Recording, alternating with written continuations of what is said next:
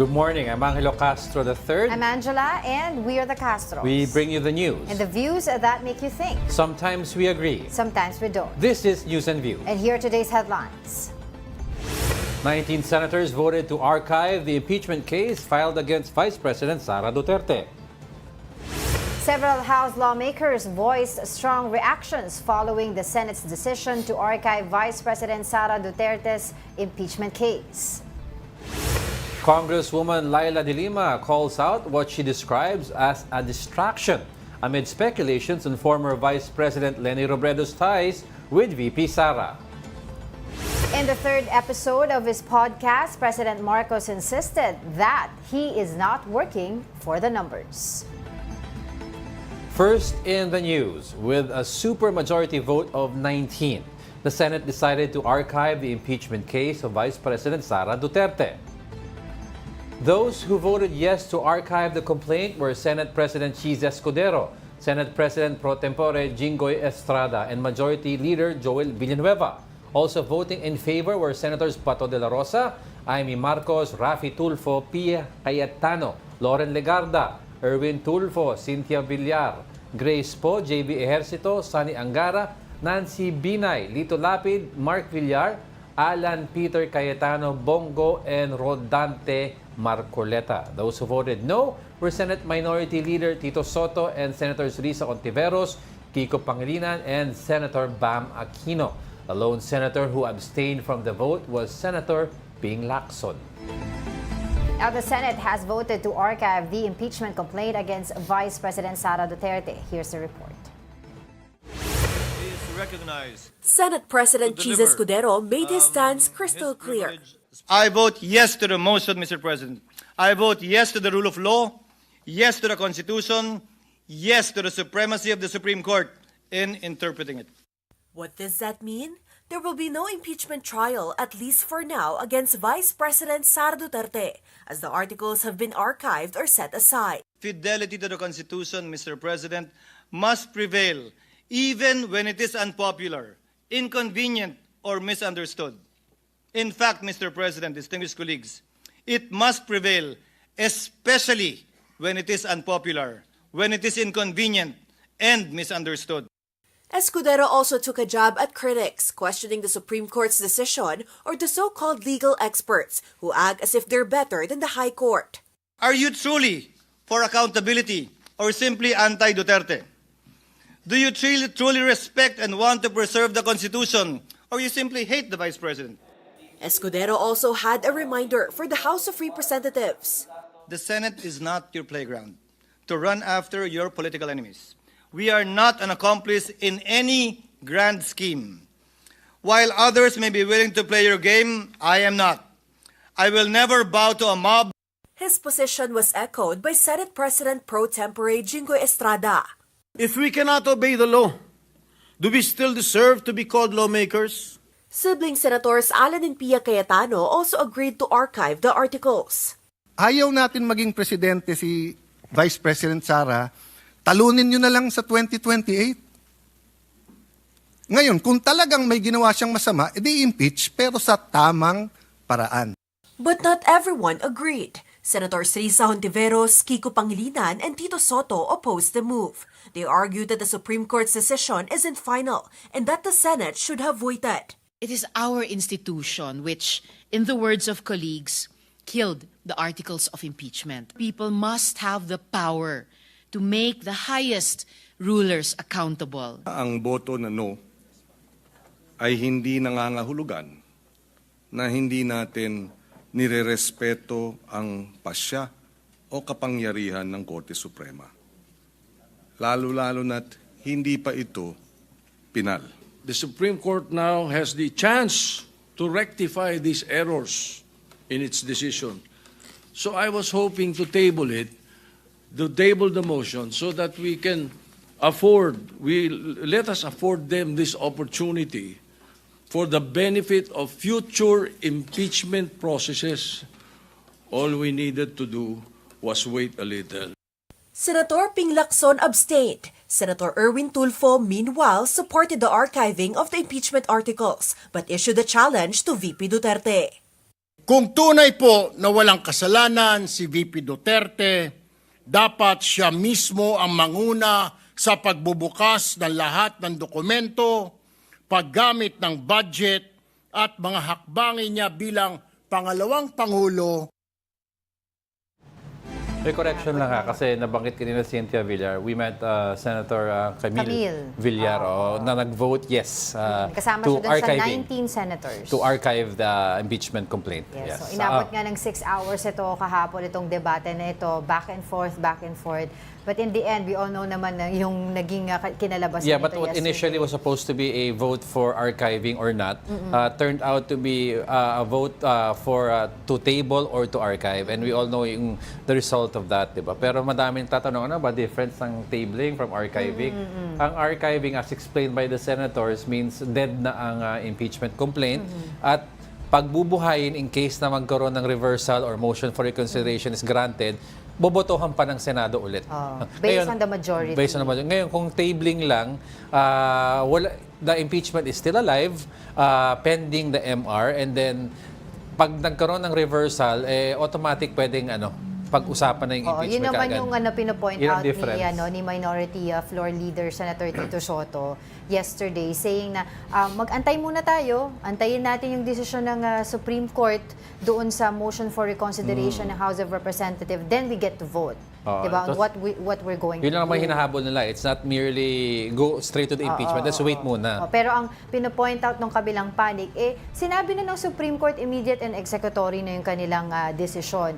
And naging punto din doon sa debate ni Senator Tito Soto versus Senator Marcoleta. Ang pino-point out ni Senator Tito Soto, there's a possibility, even if, diba, na majority yung vote or unanimous yung vote ng Supreme Court dito sa ruling na to, may posibilidad na ma-reverse yung ruling. Because it has happened before en banc, as pointed out by Senator Risa But Ontiveros. Senator Rodante Marcoleta said otherwise, diba? Sinasabi niya, siya kasi pinoint out niya yung experience niya in courtroom, diba?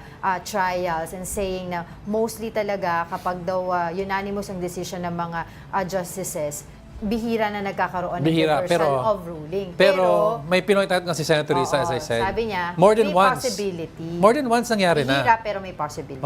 Kasi nangyari na Yes. 13-0 nga yung sinight ni Senator Risa na isa na na-reverse. And then there's also good point din yung ni-raise din nila Senator Tito Soto regarding yung adjournment ng 19 Congress na nilagay din yun sa ruling ng Supreme Court, no. He differentiate yung meaning ng sine die versus the adjournment. No, sine die adjournment versus a regular adjournment. Regular adjournment. A sine die adjournment means a termination of a Congress, like from 19th, you terminate the 19th Congress, you go to 20th Congress. So therefore, lahat ng mga pending na bills and ano yan? Archived already yan or terminated. It will have to be refiled on the next Congress. Pag simple adjournment daw, break lang. Pero yun yung parang pinopoint out nila na during na naipasa yung complaint sa Senate, hindi pa sila talaga sine die adjournment. Kumbaga parang it was just a break for that day. Tsaka may Kasi the real adjournment was June instead of February. Yes, and ang pinoint out ng Supreme Court in February 5, and they referred to it as yung final, parang sine die, hindi sine die yung February 5. And other legal luminaries also pointed out yung pinagbasihan ng desisyon ng Korte Suprema, which is one of which is the report of ABS-CBN. I was gonna say that. Senator Risa Ontiveros pointed this out, yung report ng ABS-CBN daw, na saying hindi daw dumaan sa plenary ang Walang plenary vote. Parang Pagpasa ng immediate transmittal na to the Senate ang nangyari, which ABS-CBN has denied that they ever reported actually, like that. they issued a statement Yes, they yesterday, no, clearing na ito yung mga report namin saying na wala naman silang sinasabi na there was no plenary vote. Wala. That's why yung ibang mga nagpo-point out nga dito ng mga legal luminaries, it was best dapat daw talaga na nagkaroon ng oral arguments bago nagpasa ng hindi na naka-comment decision. yung mga prosecution team ng House or yung Kasi House. mali pala yung pinagbasihan, no, if ever ng Supreme At saka Court. they didn't really read pala masyado daw yung explanation ng House. They didn't even ask a comment from the House. They just based it on media The reports. Which is sabi nga nila, dapat talaga nagkaroon ng oral. Kaya naging confident si Senator Tito Soto na if ever they really look into yung process nila, how they decided, baka ma-overturn because baka daw mali daw ang payo ng mga lawyers around the justices. And he also pointed out na even in the past daw, when he was still in the majority, di ba, Yes. side, sabi niya, he has a voted minority issues pa rin kasi doon lang daw siya sa alam niyang nararapat. And he's never been wrong daw. And yun yung God point. help us all. Ang sabi niya. Pero ayun nga, yun yung nangyari yesterday, 19/5, no? Tapos one abstain. 19-4-1. 19/1. Kasi nag-abstain siya, Senator 19 Panfilo yes, Lacson. 4 no, 1 abstention Right. from Senator Panfilo Lacson. All right, the move to archive the impeachment complaint against Vice President Sara Duterte has sparked strong reactions, not just from opposition senators but also from lawmakers in the upper chamber. Here is the report. Several lawmakers voiced strong reactions following the Senate's decision to archive the impeachment complaint against Vice President Sara Duterte. Senator Alan Peter Cayetano described the complaint as dead. However, he clarified that the matter is not entirely closed, citing pending motions for consideration before the Supreme Court. If the court reverses its decision, Cayetano said the complaint could be revived. Patay na pwedeng buhayin. So kung tinable, buhay yon na pwedeng patayin. Sinangtabi lang. Pagka in-archive mo na, patay na yon. If the Supreme Court reverses itself. Senate Minority Leader Tito Soto also believes that the impeachment complaint is now dead. He pointed out alleged factual errors in the Supreme Court's decision declaring the impeachment unconstitutional. Senator Joel Villanueva, meanwhile, explained that his vote to archive came without prejudice, noting that the Supreme Court's ruling is not yet final due to the pending motions. Whether or not you will adhere to the decision of the Supreme Court. And the word for the day perhaps is honor. Diba? Honor the Supreme Court as the final interpreter of our laws, our Constitution. It is without prejudice to the Supreme Court reversing its decision. So hindi namin binabaliwala yung motion for reconsideration at yung mga mahistrado ng Korte Suprema, mismong sila alam nila yon na may MR pa. But then again, they keep on pounding on the word immediately executory. Over in the House of Representatives, lawmakers pushed back against the Senate's move. House Prosecutor Joel Chua said they remain committed to seeking justice and accountability and described the Senate's decision as a denial of due process to the public. Akbayan Party List Representative Percy Sendanya said the fight will continue, adding that the Vice President has yet to be held accountable for her alleged wrongdoings. Representative Chel Jokno added that the Senate action only deepened what he called a crisis of accountability. For now, the House's motion asking the Supreme Court to reconsider its ruling remains pending. Right. Of course, we will see some negative reactions from the other side of the fence. And yesterday nga during the Senate's debate, 'di ba, yung nagbobotohan na sila, yung mga members of the Akbayan, it was showed in a report, nag-gesture sila ng thumbs down, tapos eventually pinalabas sila ng Senado because they feel na baka nagugulo nga yung session nila. Saka sabi ng ibang legal luminaries na parang medyong parang contradictory yung decision ng Supreme Court kasi yung basis ng justice system ng Philippines, justice delayed is justice denied. But the Supreme Court in essence was saying sa 2026 na lang kayo mag-file.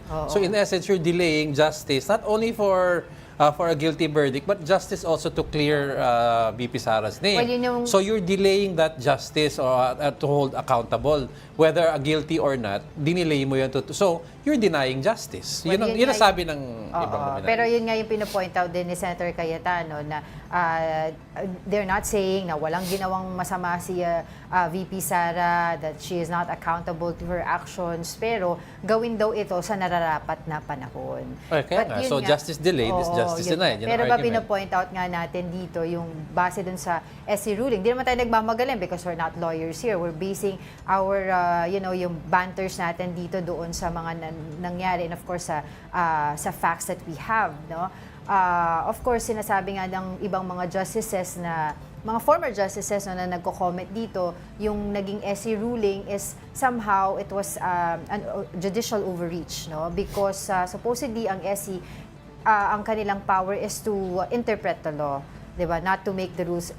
This is otherwise done dito nga sa SC ruling. Eh, hindi naman Recent SC tayo, ruling. hindi naman tayo lawyers or justices or lawmakers. Pero parang ang sabi nga ng marami, ang mensahe na tinuturo nyo sa kabataan, if you're accountable for something, pwede mo isang tabihan kung hindi tamang panahon, which is wrong. Because dapat ang lesson is if you do something, anything you do, you have to be immediately accountable for it, whether positive or negative. Di ba para itinuturo mo, accountable ka, wait lang ha, hindi tama, next year na tayo mag-accounting kung paano. Mali yun. Kasi yung pinaka-premise ng Constitution is, if you do something wrong, you're immediately accountable. Diba? I mean, putting legal interpretations aside, yan ang premise eh.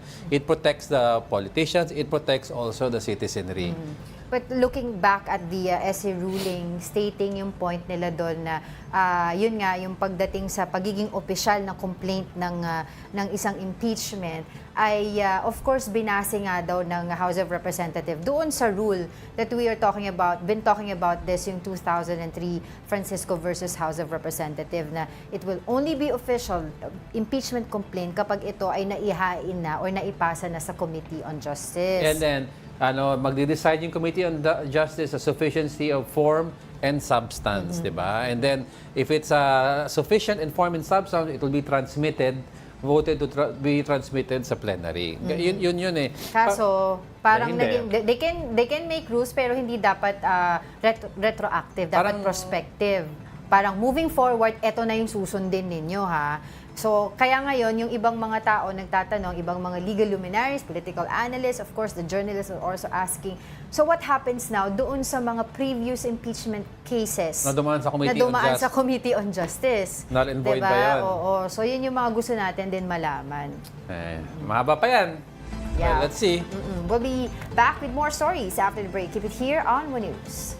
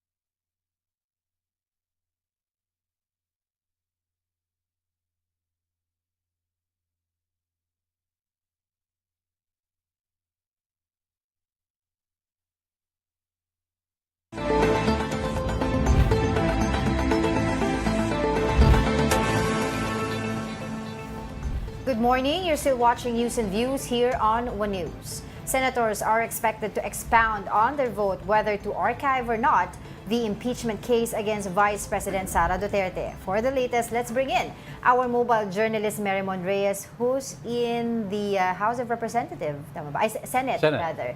Marimon, any statements from the senators?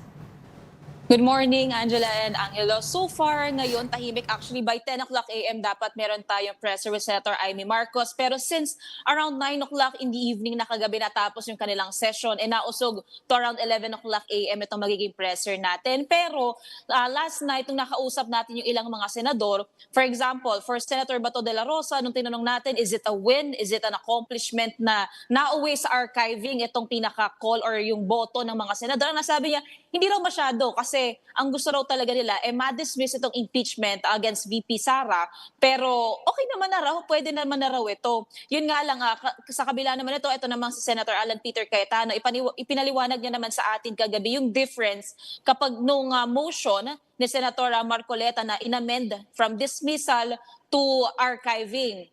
Kinumpare ito doon sa motion naman ni Senate Minority Leader Tito Soto na gusto niya namang i-table yung motion ni Senator Marcoleta. Etong to archive, ibig sabihin daw, patay ito sa ngayon, yung itong kaso, yung impeachment. Pero kung sakaling magkaroon ng reversal ang SC sa ruling nila, maaari naman daw magkaroon ng motion na ilabas sa archive. So, bubuhayin daw ulit. Pero kapag sinabi kung nauwi doon sa pagte-table nung motion, ibig sabihin, buhay yung impeachment at maaari na lang itong patayin kung sakaling magkaroon ng final ruling yung Supreme Court.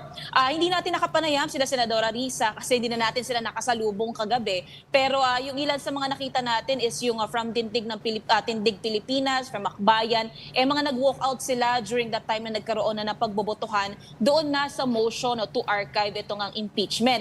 And actually kahapon nung tinrack natin yung from around 4 p.m. hanggang 9 p.m. na discussion nila, may lumabas kasi na 5 motions or mga suggestion nitong mga senador. Una, from Senator Rodante Marcoleta, yung motion nga to dismiss yung impeachment. Tapos nagkaroon ng motion to table from Senator Tito Soto. And then nagkaroon ng intervention dito si Senator Alan Peter Cayetano at nasabi niya, hindi niya raw mahanap yung right words pero baka raw pwedeng magkaroon ng amendment dun sa motion ni Senator Marcoleta na ang lalabas is parang mag-a-adhere sa decision ng Supreme Court over dito nga sa matter na to. Pero ongoing yung nagiging interpellation ng mga senador, nagkaroon din ng motion to dissolve naman itong si Senator Raffy Tulfo dahil nga merong contending side sa dalawa pero may pending motion for reconsideration and appeal pa from the House.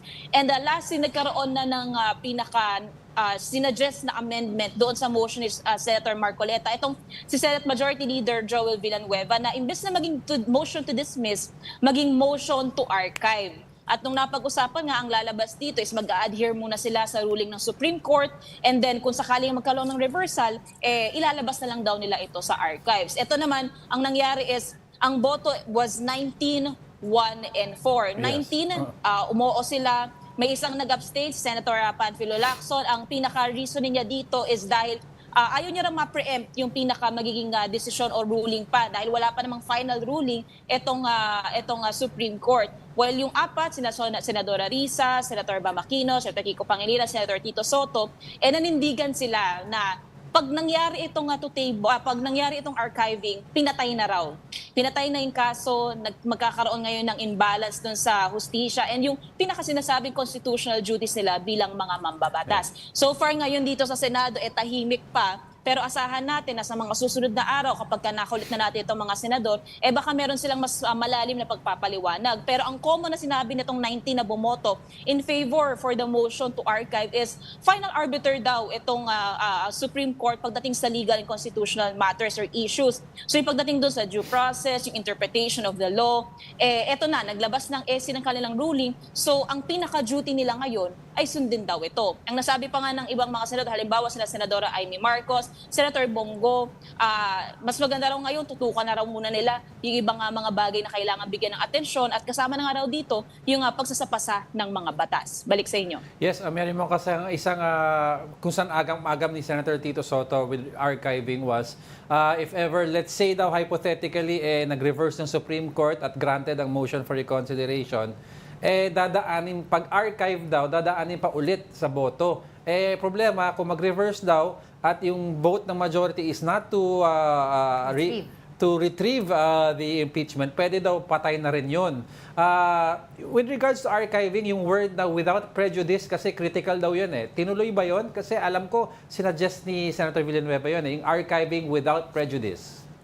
Oo, tama yan, Angelo. So far kasi, ang nakikita din natin dito, base sa mga sinabi nila Senator Cayetano, since archive siya ngayon, pag nagkaroon nga ng ruling, ng reversal ng ruling ng Supreme Court, maaari lang magkaroon ng motion to bring out the impeachment again from the archive. So, ibig sabihin, may motion, so maaaring magkaroon ulit ng call for a nominal vote. So, while wala pa tayo ngayong kasiguraduhan talaga kung anong mangyayari if magkakaroon, kasi nga, hypothetical question daw ito, ang sabi ni Senator Rodate Marcoleta, historically speaking daw, yun nga, pagka unanimous ang decision ng Supreme Court, suntok sa buwan, kung magkakaroon ng reversal dito, si Senadora Risa from the minority, nagbigay na siya ng ilang halimbawa ng kaso na may en banc reversal ng decision ng Supreme Court, pero parang hindi pa dito satisfied si Senator Marcoleta kasi para sa kanya nakita niya, parang malabo na raw talagang magkaroon ng reversal. So, ang nangyari sa kanila to balance yung consensus nila and yung sinasabi nga nilang duties nila bilang mga mambabatas, napag-desisyon na nila ngayong to archive. Pero kung sakali man na sa mga susunod na linggo magkaroon ng reversal to the ruling, asahan natin na posibleng magkaroon talaga ng motion na ilabas sa archives. Yun nga lang, ang tanong talaga dito, kung magkakaroon ng nominal vote, ano ang magiging boto ng mga senador by that time? Oo, then hypothetically speaking, kung matupad yung sinasabi ng reversal of ruling, will the Senate convene as an impeachment court before retrieving the archive document, or they will vote pa rin as a Senate in the plenary? Yan din yung isang issue dito, Angela, kasi nga ang nagiging matter dito, ni-raise dito ni Senator Tito na nakapag-convene na ang Senate bilang impeachment court noong 19 Congress. Yan din ang sinasabi ni Senadora Risa, nag-convene na, technically ongoing na yung impeachment proceeding. So ano nang nangyayari ngayon? Ang nasabi naman dito ni SP Cheese, hindi naman ibig sabihin na i-archive o naglabas na ng ganitong ruling ang SC is tinatanggal na nila sa narrative na nag-convene daw talaga sila. Yun nga lang, parang to put it on record na nag-convene talaga sila pero hindi na sila pwede pang lumabag supposedly doon sa ruling ng SC, i-archive muna talaga siya. So meron ditong kailangan pang i-address itong mga mambabatas and hopefully magkaroon din tayo ng paglilinaw mula sa kanila kung paano nga ba nila ito tatahakin. Kasi ang sinabi rin dito, ang nasabi nila SP Chisal within the past few weeks, sinabi sa SC ruling, mula sa simula pa lang walang jurisdiction ang Senado over the impeachment. So, kaya ang nakita natin kahapon, hindi sila nag-convene, hindi sila nag-reconvene. Ang nangyari is nag-decide sila dito sa plenaryo bilang isang legislative body. So, we'll see kung sakaling magkaroon ng reversal sa ruling, kung magkakaroon pa ba ng reconvene ng Senado bilang impeachment court. Alright, thank you for that and we'll get back to you. Maraming salamat, mobile journalist Mary Mondreyes reporting live from the Senate. And here to provide insights on yesterday's Senate debate and voting is Philippine constitutional framer Attorney Christian Monsod. Attorney, thank you for joining us. Yes, Attorney. Attorney, thank you for joining us. Can you hear us po? Oo, we'll try to... Yeah, we're getting the insights of course, one of the framers of the Philippine Constitution. And I think Attorney it's also Christian part Monsod, of the civil society groups that are pushing for the status quo from the SC, yes, anti-order, and of course yung asking to intervene. Okay. All right, Attorney Christian, thank you for joining us. Hello. Ayun po. Hello. Yes, Right. Attorney, can you hear us? Yeah, I can hear you. Okay po. All right, was wondering what is your reaction to the Senate's vote to archive the impeachment case of VP Sara? Well, parang sinabi nila compromise yun with the proposal of Senator Soto to table it at saka yun naman kay Senator what's his name? Marcoleta po? Excuse me. Marcoleta. Na dismiss, no? Pero if you read the Supreme Court decision in the ruling of the Supreme Court, to them na if it is archived, it is dismissal. Okay. Yun ang Supreme Court decision. So it depends on how the Supreme Court will rule on the motions for reconsideration, including how do you interpret what the Senate did, no? Whether it can be reopened or there has been a dismissal. That's up now to the Supreme Court. Because sabi naman ng Senate that they support, or whatever it is, what word they use, the Supreme Court decision. So you think, Attorney, yung interpretation po ni Senator Soto that the more prudent approach was to table it, given that although immediately executory yung decision, it's not final yet? Palagay ko tama yung move ni Senator Soto. Because then we have to grapple with the Supreme Court decision, which is different from the interpretation of the Senate that it can be revived. Supreme Court said it is a dismissal.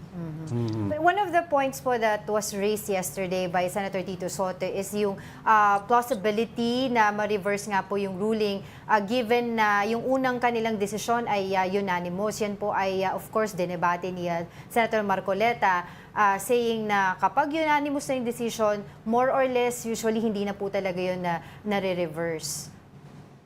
Your thoughts on that? Kanya-kanya opinion yun, right? I mean, there have been instances where the Supreme Court has reversed itself, and then maraming question was it a unanimous decision that Senator Marcoleta raised, no? So let's see what the Supreme Court does. The only thing we can do is now wait for the Supreme Court decision on the motions for reconsideration. That's right. Attorney, baka naman you could explain to us, no, kasi minention din ni Senator Tito Soto about how the Supreme Court based its decision daw on the word adjournment and sine die adjournment. There's a world of difference daw between the two. And mukhang pinagbasihan daw ng Supreme Court sa February 5 case is kala nila sine die adjournment daw yun. Well, yeah, he raised that question, and to me, issues like that, I prefer to wait for the Supreme Court than speculate on what are the possibilities they can do. That's just debating the issue when actually it all depends on the Supreme Court. But my point about the Supreme Court decision is I think the Supreme Court overreached its powers, and because the Supreme Court, when we were writing the Constitution, there was a proposal na yung Supreme Court should be the judge, and that was voted down. Kasi sabi namin hindi pwede yun kasi yung the Supreme Court justices are also subject to impeachment. So how can they be expected to be fair or independent in that manner? But sabi more important, yung accountability article ng Constitution is to protect the people from public officials who betray the public trust. And therefore yung second mode na 33% vote of congressman is immediately it becomes the articles of impeachment. It was sent to the Senate. That is we were liberalizing the procedure because liberalizing it protects the people's rights. Ang gusto naming avoid din nga yung ginagawa ng Senado na postpone here, postpone there, and so on.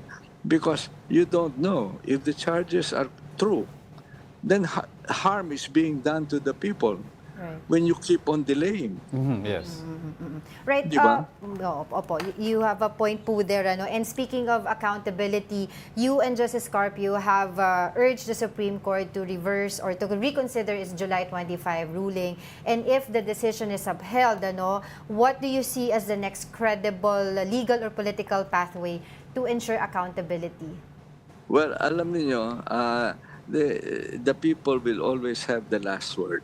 Na sa akin, eventually, the people will win this. No? But, you know, sabi ko nga, there is always, of course, the ombudsman. The people can go to the ombudsman and say, will you please investigate the both the Senate and the Supreme Court? Because the ombudsman can investigate even the president. For anything that's illegal and unlawful, inefficient, lahat covered lahat yung mga actions of government officials. Kaya nga dapat ang sabi nga dapat ang ginawa ay sumbungan ng bayan. Yes, that's ombudsman. That's why it's very Yeah. That's why sa akin the sovereign people will always have solutions. Yung Senate, for example, or even the House, kung hindi tama yung kanilang ginagawa at parang tinatago nila o protektan nila yung mga respondents sa kaso, the people can get back to them when it's time to vote. Yeah. Lastly, Attorney, you mentioned the ombudsman. Can the House then file a case against VP Sara sa ombudsman na lang? And ano po accountability pwedeng ipataw kay VP Sara galing sa ombudsman? But of course, the ombudsman cannot file the case. No? Yeah. But the ombudsman can do the investigation. Yes. So on the basis of the results of the investigation of the ombudsman, the people can file cases against those who have betrayed the public trust. Right. And there in here, we're not talking only about removal from office and the perpetual disqualification. We are talking here about criminal or civil case with penalties. So so it's a broader scale that the people have options. So let's not underestimate the people. The power of the people. The people eventually will win this. Right. Well, we will continue to get in touch with you regarding this issue. For the meantime, thank you so much for your time. Thank you so much for your insights. Philippine Constitution framer, Attorney Christian Monson. All right, and now let's check the situation over at the House of Representatives. We have mobile journalist Amy Atienza. Amy, ano ang reaksyon ng House sa impeachment in decision to archive? Well, generally, Angelo, when we're talking about the reaction of the House patungkol nga dito sa impeachment ni Vice President Sara Duterte, makukuha pa natin yan later on today. Pero isang araw sa mga nakakuha ng pansin ng ilan sa mga miyembro dito ng Kamara ay yung statement nga din ni Senator Amy Marcos na dapat na daw palitan si House Speaker Martin Romualdez. Isa na nga sa nagbigay ng pahayag niya si Senior Deputy Speaker J.J. Suarez at sinabi niya dito na hindi daw dapat Senado ang nagdidikta kung sino nga daw ang magli-lead ng House of Representatives. Ganun din naman ang naging pahayag ni Deputy Speaker Jay Conghon patungkol nga dito. Ang sabi niya, konting preno lang daw muna sa pagsasalita patungkol nga dito sa House of Representatives kasi layunin lang naman talaga nila ay maipakita ang accountability ng mga public officials.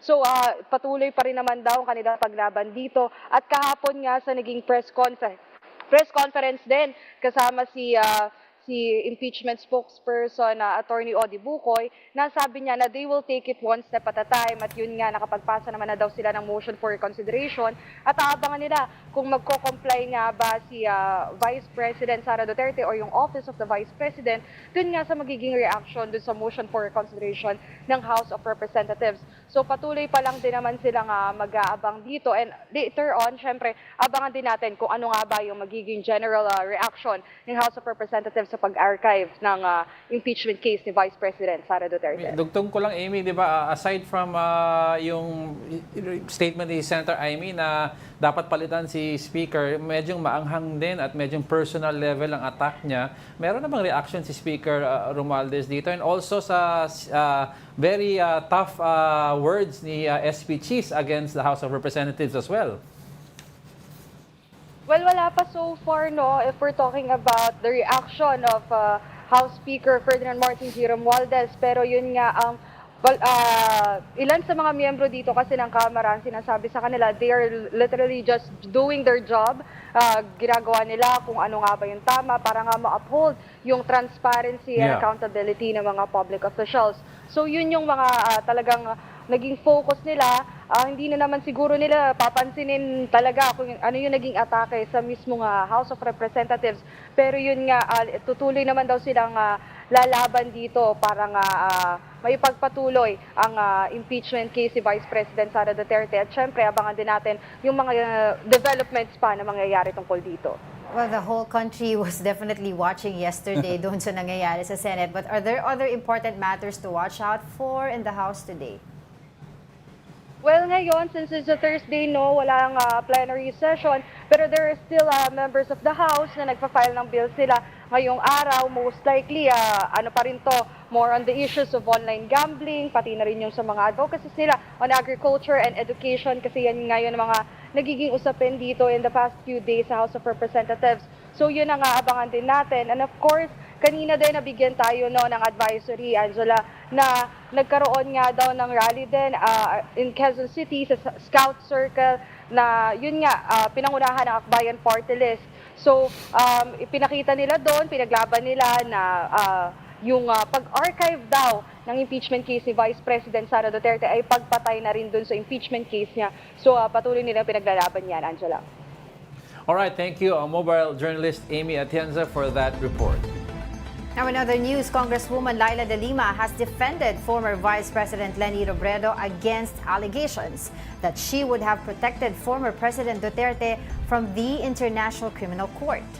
This comes after former Senator Antonio Trillanes IV claimed that Robredo would not have handed Duterte over to the ICC if she had won the presidency in 2022. He also alleged that Senator Bam Aquino sought a delay in the ICC's arrest warrant to protect the opposition's chances in the 2025 elections. De Lima called the claims difficult to believe, saying Robredo consistently stood for accountability and had opposed the drug war and the country's withdrawal from the ICC.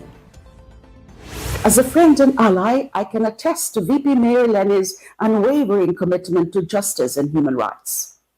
No one who stood with us during the darkest days of impunity and persecution can honestly accuse her of being soft on accountability, least of all on Duterte. We do not know what has prompted these claims, but we do know their effect: division, distraction, and disinformation. Don't go away because we're not done yet. Stay with us.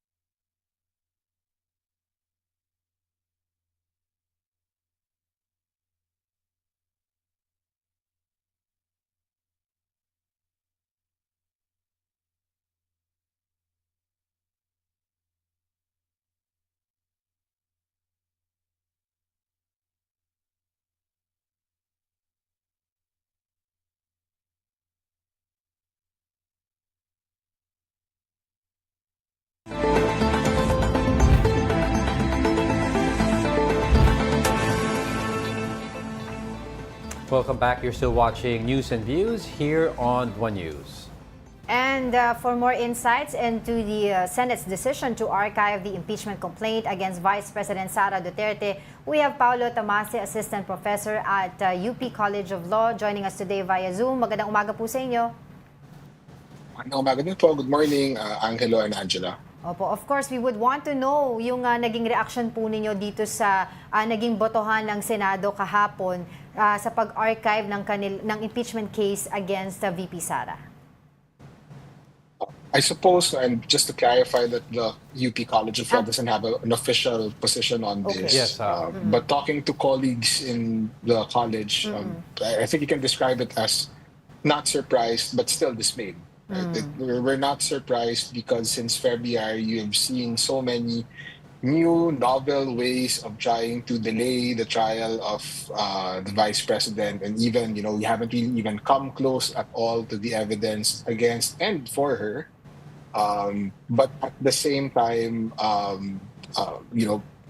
despite that lack of surprise, we are dismayed because I think it's a loss of an important accountability mechanism in the Constitution. Well, a while ago, Prof, we were speaking to one of the framers of the Constitution, si Attorney Christian Monsod, and he says he really believes that there was an overreach by the Supreme Court over the function of the Senate and the House with regards to the sole power to try somebody and hold accountable. Now, do you think, if so, what happened sets a dangerous precedent moving forward and making the filing an impeachment case against an official more difficult? I think it is dangerous precedent, with all due respect to the court, and fully aware that there's a motion for reconsideration still pending with them. I think if you look at impeachment, and one anecdotal thing I always say is that when the first impeachment I had was a 10-year-old watching the Estrada impeachment, and that was not difficult for me to understand at all at that age. It means that the process was designed to be extremely accessible to the public, including those who don't have a legal background. And so, more than the risk of making it more difficult to initiate impeachments, I think the legalization or over-judicialization of the process will tend to alienate people from what is an accessible way of finding out the truth about the moral fitness of a high public officer to serve in these very important positions. Yes. And I think that's the real loss here. Well, on the July 25 SC ruling, naka-point out doon na naging parang proactive, or tama ba, not retroactive yung naging rules nila pagdating doon sa pag-identify ng official impeachment complaint. Now, a lot of people are asking right now, and we would want your opinion on this, what happens now doon sa mga previous impeachment cases? Well, I think the general rule is any ruling of the Supreme Court, or especially a finding of nullity, retroacts. But if there is an inequity that will result, or if there is a reliance of parties on the rules that were laid out by the Supreme Court before, then the court prudently applies the ruling prospectively only for the future. You don't see that language in the decision now. And I think there are valid concerns raised about past impeachments that were already conducted. Exactly. There is a possibility that they will be reopened. But insofar as, the only two successful impeachments we've had President Estrada and Chief Justice Corona. President Estrada is no longer in office, and his term would have been expired anyway. Chief Justice Corona is already deceased, and therefore at least the immediate effects of whether they will be back in office might not be there. But it is a concern, right? It rewrites the rules somehow on impeachment. Right. Yes, and sabi nga ni Attorney Monsod, when they wrote down the Constitution, they had the people in mind with the power to give us hold people accountable. Now, sabi niya, even if this impeachment process was not successful, there is another recourse now by going through the Ombudsman to file cases which can hold all the officials, even Senate, Supreme Court, and even the Vice President, accountable. And from there, it's not only perpetual disqualification, but the criminal cases also. So, do you think this is a possible route if after the MR is, if ever it is denied? Kasi upheld this ruling. I think it's a possible route, but I have two important caveats briefly. The first is there is language in the opinion issued by the court, in the decision issued by the court, which suggests that high public officials are immune from suit before they are impeached. And I don't think the larger body of jurisprudence and Philippine law backs that up. So you do have that dangerous language in the decision, which I think my colleagues and I hope the court will correct. But the second goes back to the real reason why impeachment is, unique in our system. It's because of its accessibility. Yes. Now, once you have these cases with the ombudsman, these are closed proceedings. We have no idea how the decisions of the ombudsman will be done. We do not get to see how the case will be tried. And therefore, on the more important question of whether you can trust this person outside of the legal issue, but more of on the political side, whether voters can still trust this person, we don't get to see that. We don't get to see that dynamic. So impeachment is not substitutable by any of these, even though there are, and Commissioner Masod is correct, multiple ways to hold people accountable. I'd like to touch, Prof. You said that the language of an official being the president being immune from suit. Parang the explanation there was because if you put or subject the president to a suit or as a demanda, it takes away his time from functioning as a president. Pero there were also some luminaries saying that the vice president is a totally different position with no direct function, except that to replace the president or if he's appointed to an office. So do you think even the vice president, given na wala naman direct function, is immune from an actual suit, a criminal suit? Absolutely not. No, I don't think she is immune. We have a theoretical basis and a practical basis for immunity from suit. Angelo, you're right. You talked about the practical basis of the president being just bogged down by all of these cases. But in our constitutional system, we only have one person in the executive department, and that's the president. Yes. Everyone else just helps him out. That's right. But all of the other impeachable officials, other than the vice president, belong to collegial bodies, which means that the body will continue to exist. But the vice president constitutionally is a spare tire. So that immunity from suit doctrine also does not apply to, or the rationale behind it also doesn't apply to her, in my view. Okay. All right. I want to go back to the word archive. Okay. Sa layman's term, alam naman natin when it's archive, pwede naman ma-retrieve. No? But of course, questions raised doon sa naging desisyon ng Senate yesterday on having the impeachment case being archived because yung kanilang condition doon ay kailangang pagbotohan pa kung gusto nilang i-retrieve yung archive nila. Is that, what do you make of that decision? That's absolutely right. Archive from the matter of law, ibig sabihin nun, nandiyan pa rin siya, hindi siya patay, pwede siya buhayin, right? When the Supreme Court comes up with a decision. And so theoretically, the case is very much alive. It's asleep. Think of it in either deep freeze or deep sleep. But from a practical matter, we go back to the point I made earlier where you always find the Senate in the last 7 months looking for some excuse not to proceed to trial.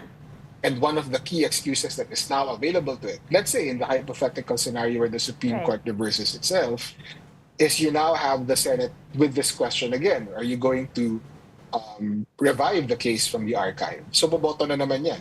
And you saw a 19-4-1 vote yesterday. That's not a very encouraging sign. Right. So that's why si Senator Soto thought more prudent daw ang tabling, no? Tabling means, Prof, you don't vote anymore. Basta MR granted, hypothetically, automatically, they'll take it up in plenary and have to convene as an impeachment court. Yeah, that's the result. Tabling means that instead of the motion being voted upon, the motion will be essentially put on the table, left on the table That's only. Right.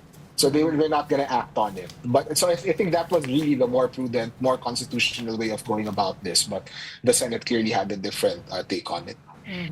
But you said earlier that the archiving of impeachment, you were not surprised, but of course you were still dismayed. Pero doon sa pagboto ni Senator Lacson, were you also surprised that he abstained given na he was supposedly one of the supporters, of course, in the minority side? Well, I wouldn't say I'm surprised. No. Senator Lacson, I think, did give an interview a few days ago, and I may be misrecalling it with that caveat. No. where he basically said, respect the Supreme Court's decision. But I think one important point to highlight yesterday was the return of the institutionalists to the Senate. That's right. There are people who care about the Senate as an institution and its place in government, its high place in our systems of checks and balances. Right. You got to see that yesterday, right? You got to see 5 people argue it out, including Senator Lacson. So that's, if you're looking for silver linings in this whole thing, that's one of them. You have people who really care about the Senate as an institution, but you need more than 5 in order to make that, really work.